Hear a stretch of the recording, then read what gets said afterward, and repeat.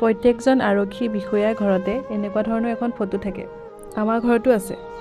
আমাৰ ঘৰতো এনেকুৱা ফটো এখন 4 বছৰ আগৰ পৰা ওলোমাই থোৱা আছে। কিন্তু যিজন আৰক্ষীৰ কাৰণে এই ফটোখন আমাৰ ঘৰলৈ আহিছিলে, সেই মানুহজনে দেখোন নাইকিয়া হৈ গ'ল। মোৰ দাদা 2022 চনৰ মে' মাহৰ কোনোবা এটা তাৰিখত মোৰ দাদায়েও অসম আৰক্ষী হিচাপে নিযুক্তি পাইছিলে।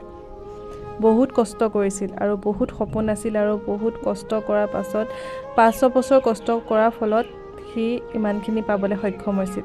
কিন্তু সপোনখিনি যে তাৰ ক'ৰবাত আধৰুৱা হৈ থাকিলে। এতিয়া ঘৰৰ কোনোবা এটা চুকত বাকচত ভৰি আছে তাৰ সপোনৰ সেই পোচাকযোৰ। আৰু বাকচটোতে সোমাই গ'ল তাৰ প্ৰতিটো সপোন। আৰু আমিও যিমান পাৰিছোঁ সযতনে ৰাখিবলৈ চেষ্টা কৰিছোঁ। কেতিয়াবা খুব মনত পৰে, তেতিয়া এনেকৈ উলিয়াই পেলাই চাওঁ। এই পোচাকযোৰ তাৰ কিমানেই হেঁপাহৰ আছিলে সেইটো মই আপোনালোকক বুজাব নোৱাৰোঁ। আৰু নাম প্লেটখন দেখিছে নহয়, তাৰ সেই নামটো নিজৰ নামটো এনেকৈ চাবলৈ বহুত ইচ্ছা আছিলে। আৰু সেই গোটেইখিনি সপোন সি নিজৰ কষ্ট বলত পাবলৈও সক্ষম হ'ল। কিন্তু কথা এষাৰ আছে নহয়, বিধিয়ে দিলেও বিধাতাই নিদিয়ে। তাৰ লগতো তেনেকুৱা হ'ল জানেনে। ইমান কষ্ট কৰিলে, কষ্ট কৰি পেলাই সেই কষ্টখিনি ভোগ কৰিবলৈ সি নাপালে।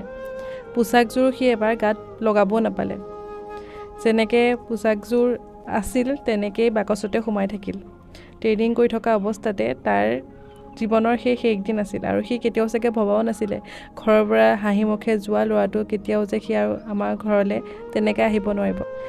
একেবাৰে আহিলে আৰু আহি পালে আমাৰ চোতালত তাৰ লাশটো পৰি থাকিলে। মা দেউতাই ডাঙৰ পুত্ৰক হেৰুৱালে। মই আৰু বাবুৱে নিজৰ দাদাক, একমাত্ৰ দাদাক হেৰুৱালোঁ আৰু দাদা শব্দটোৰ পৰা বঞ্চিত হ'লোঁ। 4 বছৰীয়া সকাম পাতিব ওচৰ চেপিছে আৰু যিমানেই ওচৰ চেপিছে আমাৰ ঘৰখনতো দুখ কষ্ট সিমানেই বাঢ়িছে। আপোনালোকে হয়তো সুধিব, দাদাৰ মৃত্যুৰ কাৰণ কি আছিলে? মৃত্যুৰ কাৰণ কি সেইটো আমিও আজিলৈকে সঠিককৈ গম নাপালোঁ।